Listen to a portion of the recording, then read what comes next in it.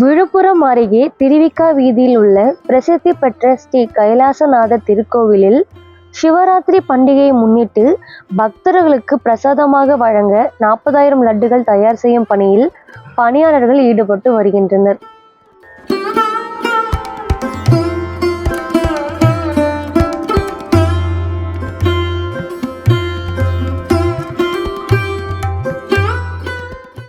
விழுப்புரம் திருவிக வீதியில் ஸ்ரீ பிரகநாயகி சமேத ஸ்ரீ கைலாசநாதர் திருக்கோவில் அமைந்துள்ளது.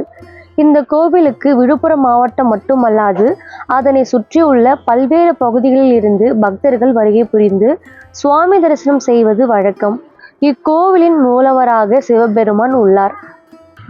வருகின்ற 26ஆம் தேதி மகா சிவராத்திரி திருவிழா கொண்டாடப்பட உள்ள நிலையில் இக்கோவிலின் பிரதோஷ பேரவை சார்பில் பிரதோஷ பேரவை உறுப்பினர்களிடமிருந்தே பணம் வசூல் செய்து சிவராத்திரி அன்று சுவாமி தரிசனம் செய்ய வரும் அனைத்து பக்தர்களுக்கும் லட்டுகளை பிரசாதமாக வழங்கப்பட உள்ளது.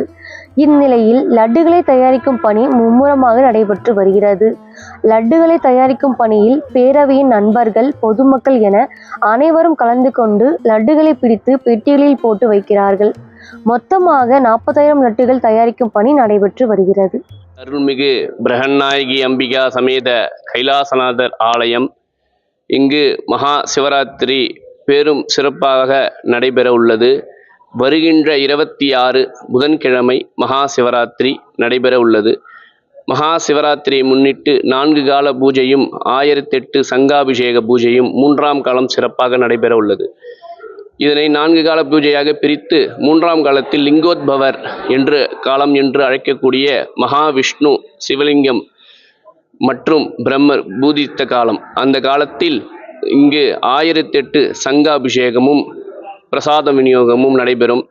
இந்த சிவாலயத்தில் வருடாந்தோறும் எப்பொழுதும் நம்ம ஆலயத்தில் 40,000 லட்டுகள் பிடித்து மகா பிரசாதமாக வரும் பக்தர்களுக்கு அனைவர்களுக்கும் விநியோகம் செய்வார்கள்.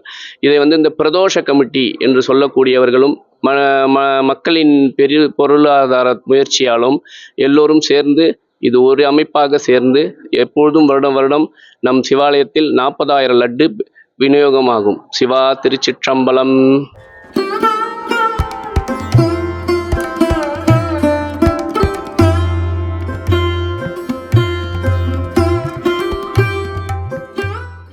அது மட்டுமல்லாமல் பிப்ரவரி 26ஆம் தேதி மகா சிவராத்திரி திருவிழா மிக விமரிசையாக நடைபெற உள்ள நிலையில் காலை 7 மணிக்கு 1008 சங்க அபிஷேக பூஜைகள் நடைபெற உள்ளது.